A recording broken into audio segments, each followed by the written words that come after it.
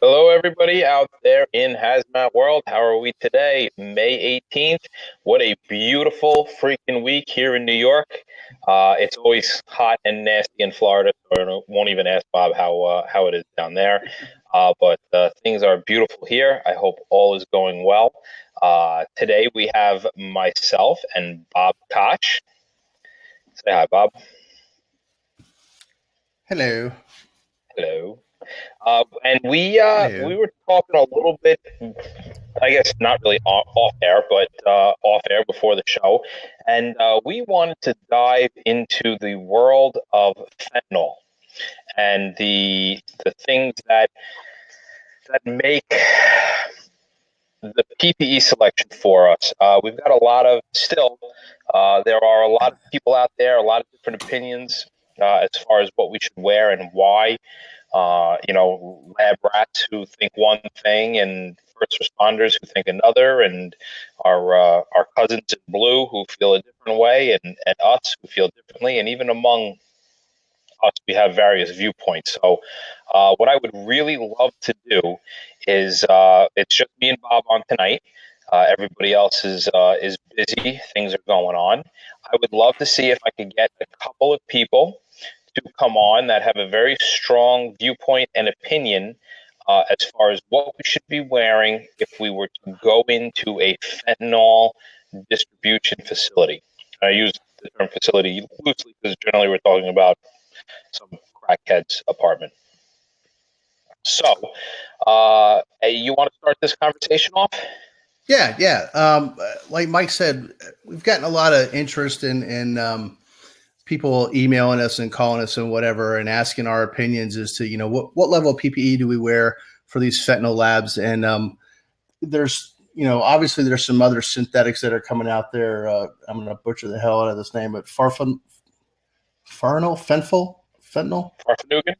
Yeah, Love something like that. Farfanugan. Farfanugan, which is like 5 times less potent than fentanyl. Nonetheless, it is still some very dangerous stuff. I had a conversation with a couple gentlemen today that I would say they are subject matter experts. I can't mention their names or where they're from, but they talked about it. And just to kind of give you a little background on some of the things that are happening, there's been a lot of big busts that have happened across the country lately.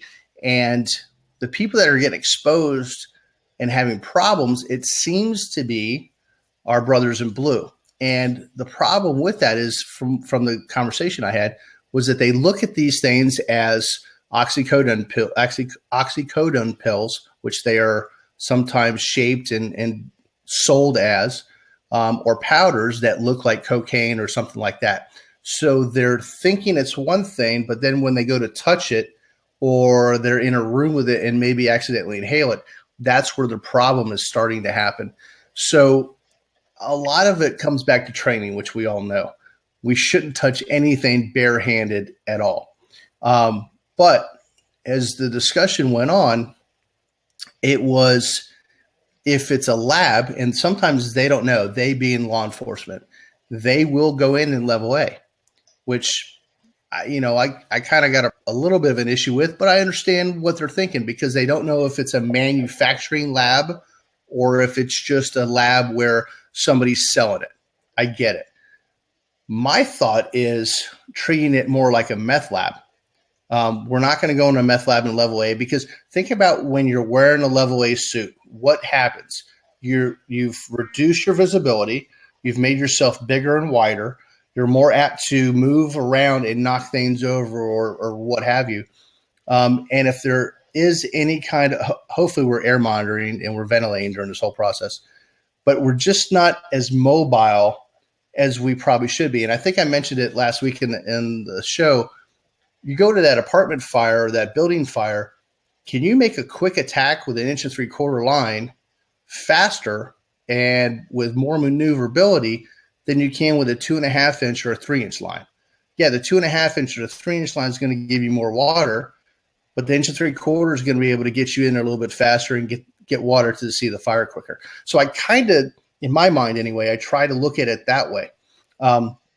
They did say that they we're able to downgrade their level of PPE based on what they have, which again, just like a meth lab is the same thing. And again, I'm not comparing one lab to another. I'm just using it as an example. So that's kind of where we're at. We've got a lot of departments out there, a lot of guys that are being told by their bosses they have to do this and that. And what I would say to you guys is try to get as much, or as they say at North, use guys. Try to get as much education as you can and educate them, because it's all about training. And as we were discussing, Mike's hazmat tech classes. How many hours, Mike? We are To be a hazmat 3 tech? full weeks. So what is that? 120? And we're 4 weeks, which is 160. California is, I think, an extra 100 or two on top of that. But there are other departments that have only 40 hours. So the mission really goes from one end of the spectrum to the other. Yeah, I guess I shouldn't be surprised that most of the people that are going to be sitting in this room agree with us. Mainly because they are into it. I guess I would more see the person who just kind of does this and is not that into it, or doesn't have the training. But for the most part, everybody sitting in this room, they're going to be on the ball, and I agree with Chris 100%. That that level B is the way to go. I can't even. I personally can't even fathom or understand how somebody can think of a level A in that kind of situation, because what's getting, like, just what, I don't know. Maybe there's something that I'm not seeing, which if there is, I would love to hear and see about it. But like Chris says, man, it's a solid inhalation hazard. So I'm covered by my SCBA. You could even do, Todd's right, you could do a PAPR for long stuff. Just make sure you got all the filters and things like that are all congruent. But I just cannot imagine putting myself into a situation, even in the unlikelihood that they're manufacturing the fentanyl, right? Which is a very complicated thing to do. All right, fentanyl isn't something that's extremely easy to make. It does require some sophisticated lab equipment and gear, and organic chemistry to understand how to put these functional groups in the correct place. It is not an easy thing to do. So for the most part, we're seeing fentanyl that's coming in powdered form from other countries like China. So when we go to these places, they're mainly distribution centers, right, Bob? I mean, have you heard too much of Yeah, actual manufacturing facilities? And they're not. I have They're not. not. I have not either. But I would imagine, similar to a meth lab, you're in a clandestine lab. You're not dealing with thousands of gallons of ingredients here. You're talking about somebody who's going to make relatively minuscule amounts, will have relatively minuscule ingredients on them. Even if it was the most super hazardous thing in the world, I was asking Bob before, is there an underground level A market that I am not aware of? Because if there is, I would love to. I would love to get in on it. I got a whole shitload of level A's that I could turn around and get rid of. Are these people wearing SCBAs when they're cutting it? Are they wearing full level PPE? Like, there are people in this world that are cutting it, handling it, dealing with it constantly all the time, and they're probably in nothing more than a long sleeve shirt, rubber gloves, and a painter's mask. Yeah, And I agree. if those idiots can turn around day after day after day and not be dropping dead walking into a room with powdered fentanyl on the table, I got a feeling that level B is probably where we should be at. And I would even have absolutely no problem dropping down to a level C with a PAPR and APR, or even a suitable mask of sort. Mike Kimura just popped up with there about an encapsulate level B though. Um, I don't I don't think I would do an encapsulate level B. I really don't. What do you think, Mike? I You wouldn't be wrong. you wouldn't be wrong, and you know what? You're not wrong for going into a level A. My irritation, because you're wrong if you go into a level A and you end up getting hurt physically from being in a level A when you didn't have to be, right? Like that's really the risk that we're talking about. My irritation comes from people above me telling me that I have to be in a level A because that's what some cop is in because that cop doesn't understand PPE. Well, the state police do it, so therefore we have to do it. I'm like, no, I choose my PPE based upon actual chemical physical properties and what's in front of me. A level B, you could. I would be very comfortable though in a level C, level B, and being taped up. Like I got to be honest with you, I really don't think a ton of powder. Now, listen, I go to a distribution center, okay, and a cop has thrown a flash grenade into the room, and it is literally aerosolized and powdered. Maybe I might contemplate, something along those lines. But if it's just sitting on the table and we're just going to be cleaning it up, I just I just don't see it. Okay, we've got a couple things here. Wouldn't do it. Just thinking the tape or the suit moves a bit and it could go airborne. It could. And that's a good point. That's a good point because a lot of people sort of, and I've heard of this before. And good point, Mike. There's a lot of people that say, well, you know what? If I'm taping up, I should probably be in level A then.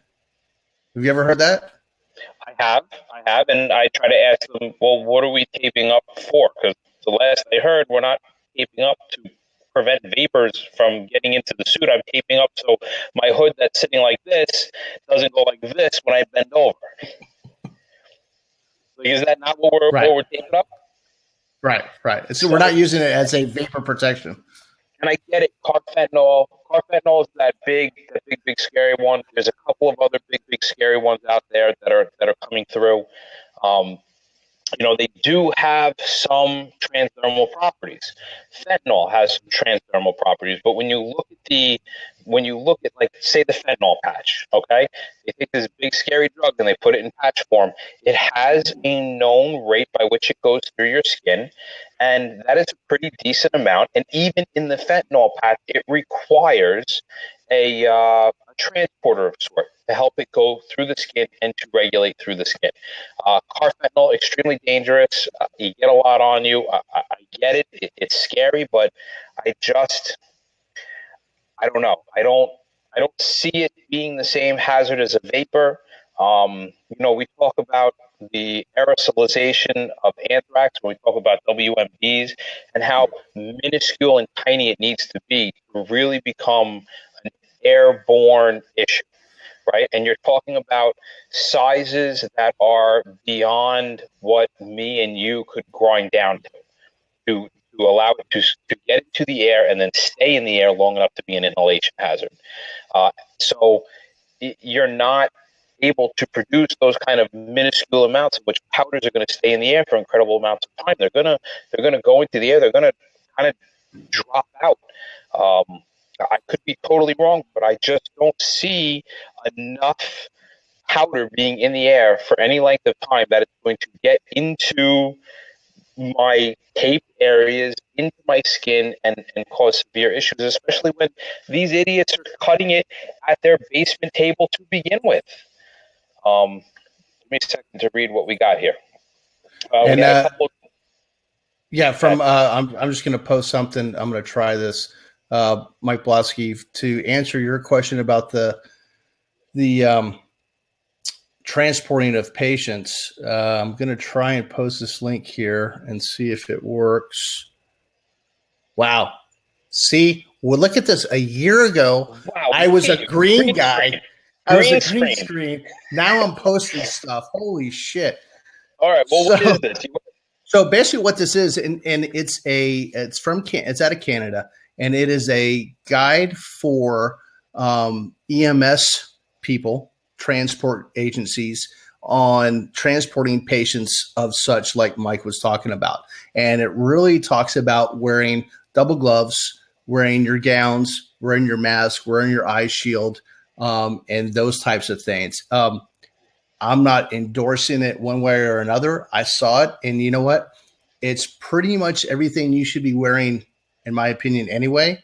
And I mean, let's talk about transport to the hospital for a second.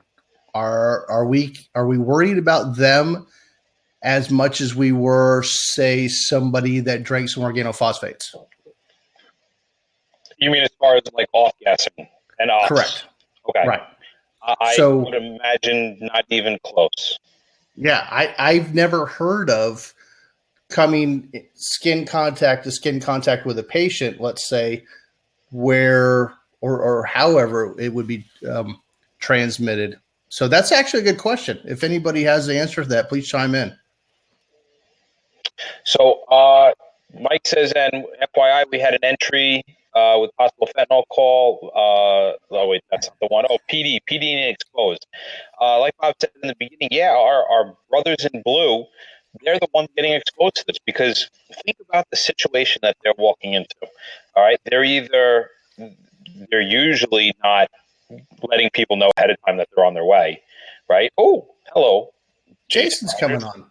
So think about this. They're not like announcing themselves. They're busting in to a chaotic scene, and shit's going down. Right, when PD is breaking in, shit's going down. When the DEA is breaking in, shit's going down. When the ATF is breaking in, shit's going down. All right, so what was a pile is now flash bombs, is now people scurrying, is now people fighting on the floor, people in cars. I think it was just recently. So yeah, but the PD is, they're protecting themselves against physical injury from, say, like bullets, so bulletproof vests. SWAT teams are going in with helmets and things along those lines. They are not protecting themselves against a powder being tossed into the air at that immediate moment and then coming down on them. So they're going to get exposed. Our situation is going to be completely different. Now, if you're on a team that's kind of going in with with those, then maybe your situation is a little bit different. But what I'm imagining for us is PD's come in, they've made the bust. There is nobody left in. We're coming in 15, 20, half hour, an hour after scene to kind of clean up. The situation is stable. That is the picture in my mind's eye. Does anybody have a different picture? No, Jason? Jason. All I'm It's freezing hearing up.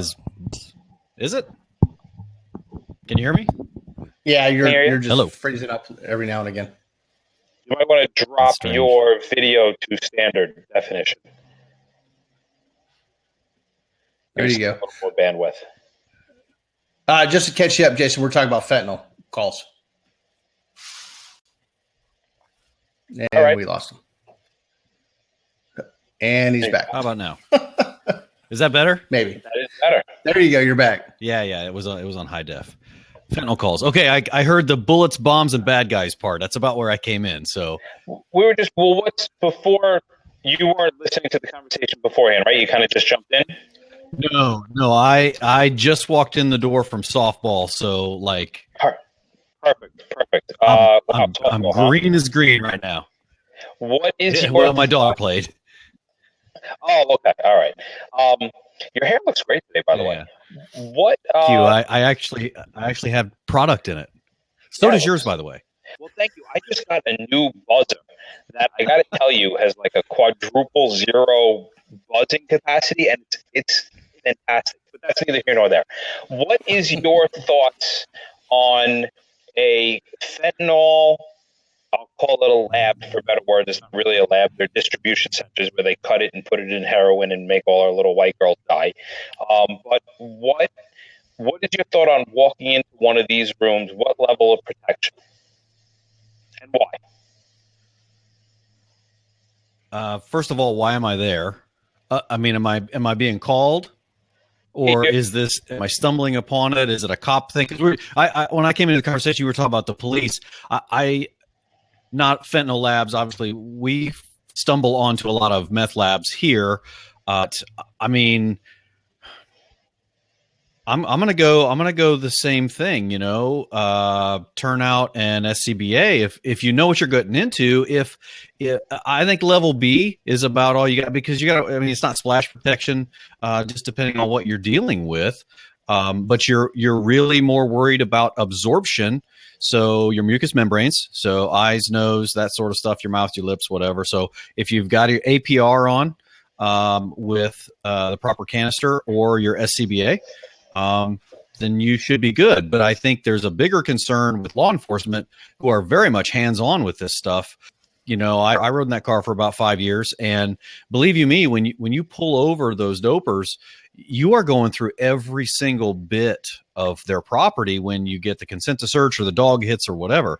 So I think we will start seeing more fatalities in police canines because of their olfactory sensation. They're sucking that stuff in, greater than. And I think that you'll see some more law enforcement exposure, just because of the nature of the job, and the more pure this stuff is coming, then, bad news.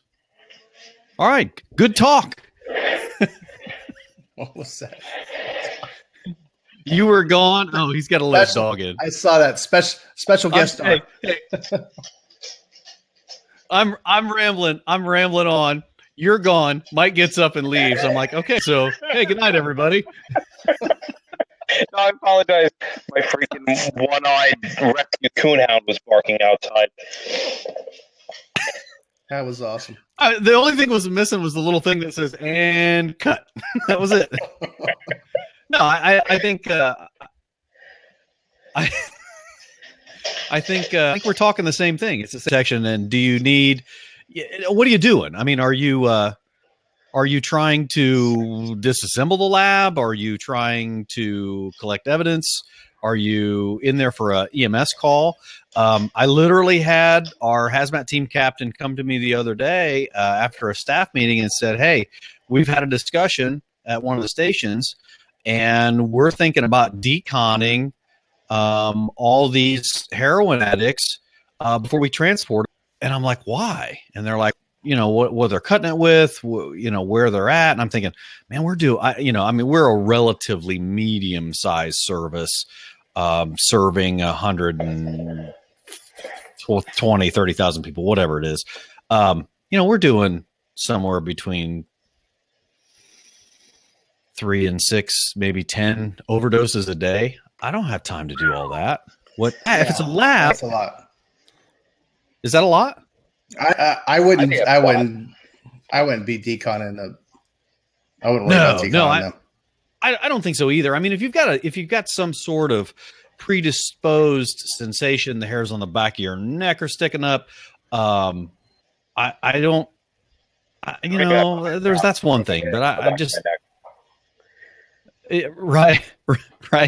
You had your haircut when you walk into the barber. Do you say just this side of bleeding? Is that bring it down to I haven't gone into a barbershop in 15 years. I got a buzzer at home, and I just buzz it right into the bathroom. Which is not because you despise barbers; it's because you're a cheapskate. Yes. Mike Komora has a good question. This is guys aren't really worried about dermal exposure. You guys worried about dermal exposure? I think that's more the cops, really. Again, or the maybe the EMS guys. But I'm covering my medics. I mean, by using my level B protection or level C, because I don't have level B shorts or level B short sleeves. Everything goes down to my arms. I can tape my hands to keep skin from being exposed as I move around.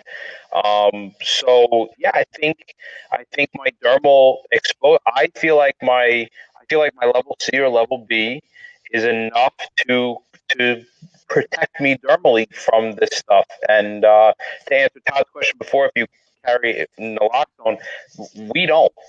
And yeah, we do. a couple of conversations with people. Um, we were having an interview with somebody, and he told me what the carfentanil and these new synthetic doses are, the lethal dose. And it just, for some reason, during the interview, it kind of like clicked a little hamster rolling around. And I get on my phone and I'm flipping through and I start looking up the lethal dose for sarin. And and he confirmed that his numbers were correct. The numbers that he gave me, the lethal dose for carfentanil was something like 10 times greater than sarin. And I went, holy shit! Why are we so worried about weapons of mass destruction like sarin and tobin and these things when I could turn around and go to a weapon of mass destruction for fentanyl, carfentanil being, aerosolized on the street? Like, we're carrying around these atropines and these 2-PAM chlorides, but we're not carrying around naloxone. We're not, we don't have that stuff readily. I mean, we do because, my city has got EMS up the wazoo. But it just, I don't know, it kind of made me think like, wow, maybe this stuff could be used, easy to get, easy to distribute, and, can be used for more than just druggies.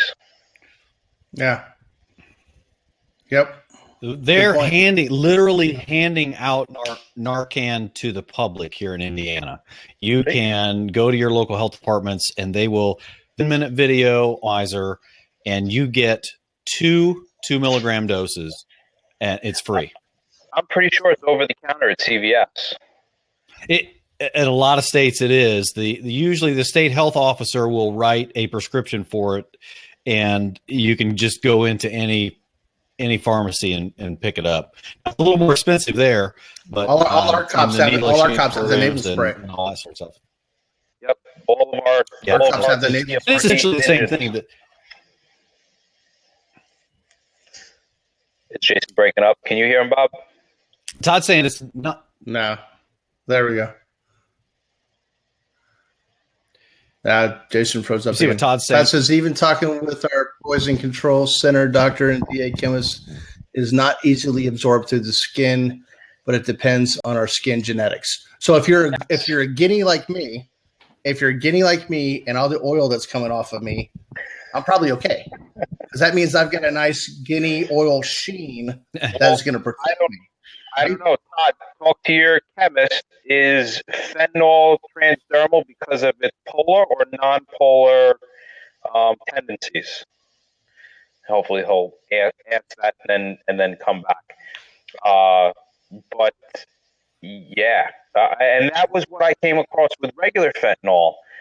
When I turned around and looked at the drug absorption rate to the skin, was that it's kind of like you get it on, you brush off, even if you waited 10 or 15 minutes. It's not enough to really do anything. I think the whole inhalation thing is far, far worse. Mostly non-polar from what I've read. Bob Stern says, I know I'm not qualified to add to this discussion. Everybody's qualified to add to this discussion. But it bothers me that all I see talking about through the skin. Can he accept that no one would go through without their face and managed air? I hope that nobody goes through without some kind of managed air. And I think the issue that we're seeing with cops is that they don't have a choice but to go through. They're getting exposed to this without the ability to turn around and put on some kind of form of respiration protection. Yeah. And I think that's where a lot of this is coming from. For us firefighters, from the fire point of view and EMS point of view, our SCBA is one of the first things we put on the rig. The cops don't have that luxury. So I think we're seeing, a trend that's happening in a different profession because of a different circumstances, different PPE, different job description, and it's putting them in a lot of danger. And then we're looking at that going, oh well, geez, look, if the cops are dropping like flies, then that means we got to be in a level A. And I don't know, that it just kind of bothers me a little. Well, and I think, to the cops' defense somewhat, these guys are masking it as anything but what it really is.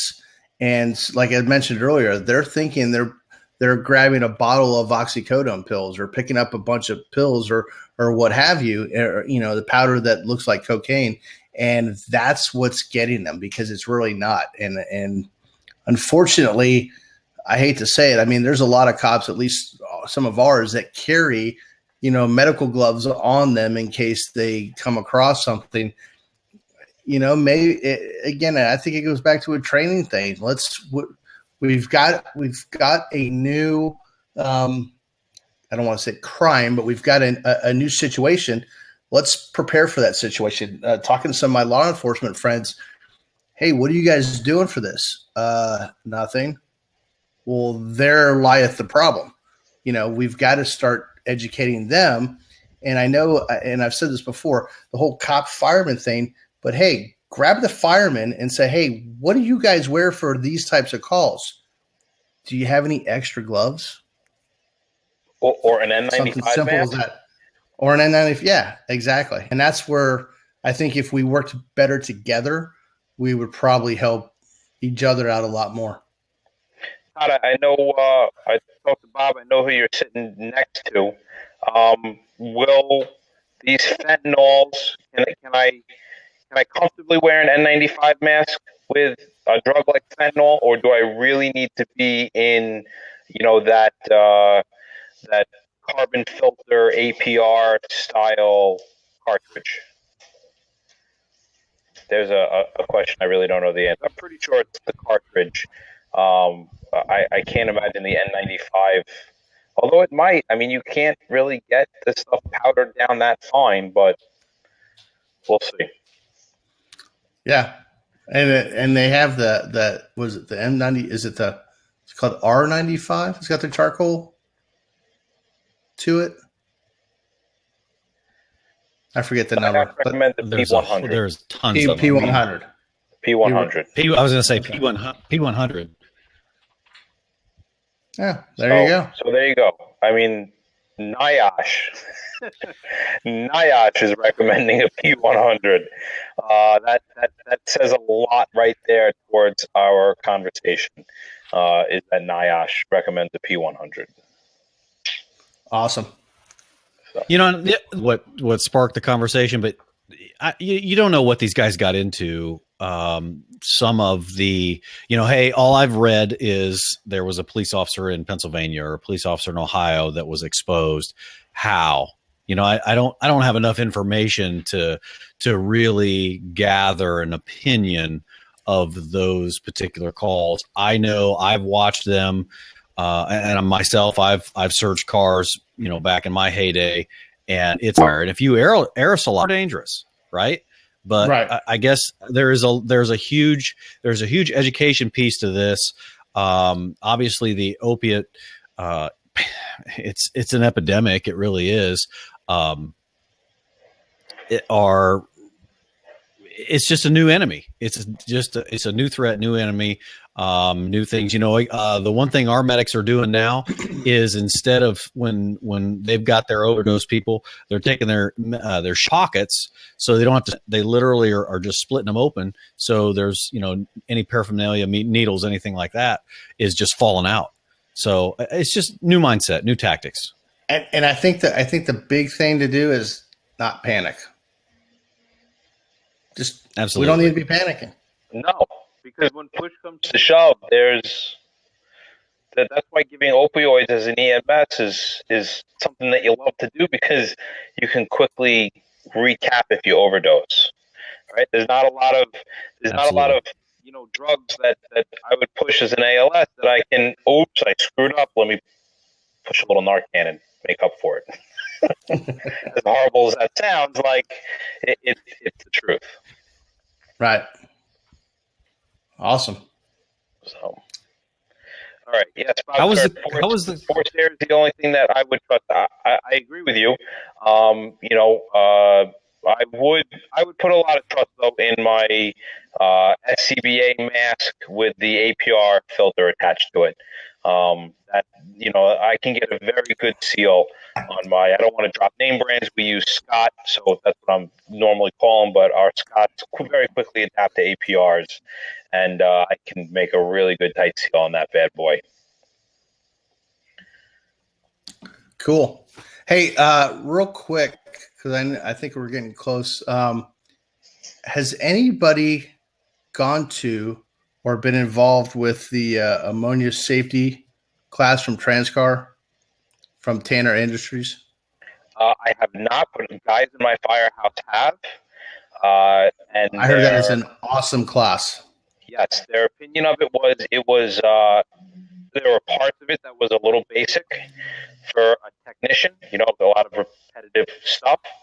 But overall, it was a very good class. It was nice to get their hands on stuff, to do live stuff, and they recommended it. And so I have to say that if they recommended it, it would be something I would recommend.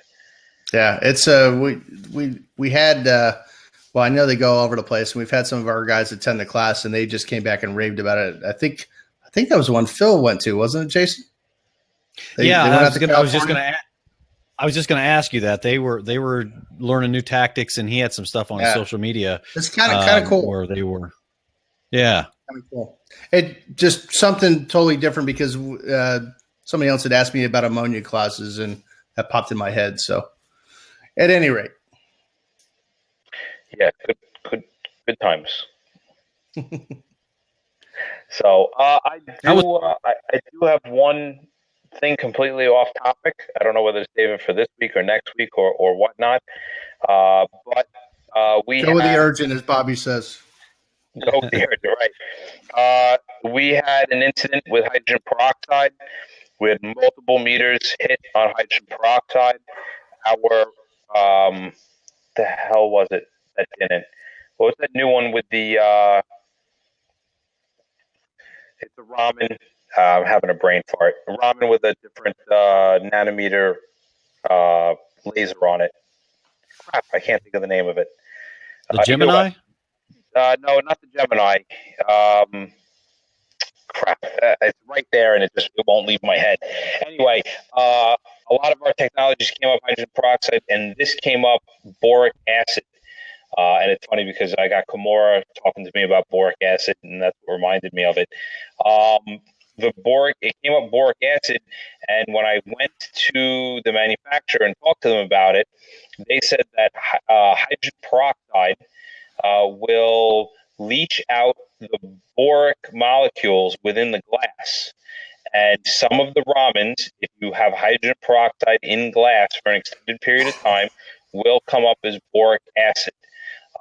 And the best way to, no, it wasn't the cobalt. Jesus, it's right there. You ever have that word that's right there and you just can't pronounce it? Rigaku, yes. Thank you, Mike. It was the Rigaku. And they said, that if you have hydrogen peroxide in glass for a long period of time, you will get boric acid because the hydrogen peroxide leaches the boric molecules out of the glass and it comes up with boric acid. So just something to keep in the back of your mind as you move forward with some of these new technologies. Good to know. All right. That is all I have. That was a good time. Great hits. Great hits. All right. I'm going to go snort some powdered sugar and pretend it's fentanyl. Awesome. Run naked down your neighbor's driveway. Yeah. Oh, that would be fantastic. All right, gentlemen, that pretty much wraps up today. If anybody has anything else to add to the show, feel free to reach out to any one of us, and we will get you on air. We will tell you what you need to get on air. We love having people on air. We've done it before. We want to keep trying to do it. Jason, you were the last one on, so where can we meet you? Who are you? I am officially a nobody, and I am the king of the local nerds in the Midwest, apparently. And you can reach me at jason@hazmatnation.com. Fantastic. The legendary Bob Koch, where can we find you? If anybody wanted to be so bold as to reach out to a godfather like yourself. I am in God's waiting room, i.e. Florida. At any rate, yeah, you can get me at hcmtlt@gmail.com or hcmtlt at Twitter. Fantastic. My name is Michael Monaco. You can catch me and my co-host Bob Salverson at the Hazmat Guys podcast. You can also drop me an email at mike@thehazmatguys.com.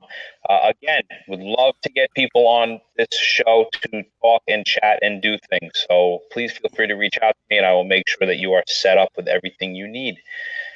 Gentlemen and ladies, whoever's still in the room, have a safe week. I will see you next Thursday. Be safe. See you guys.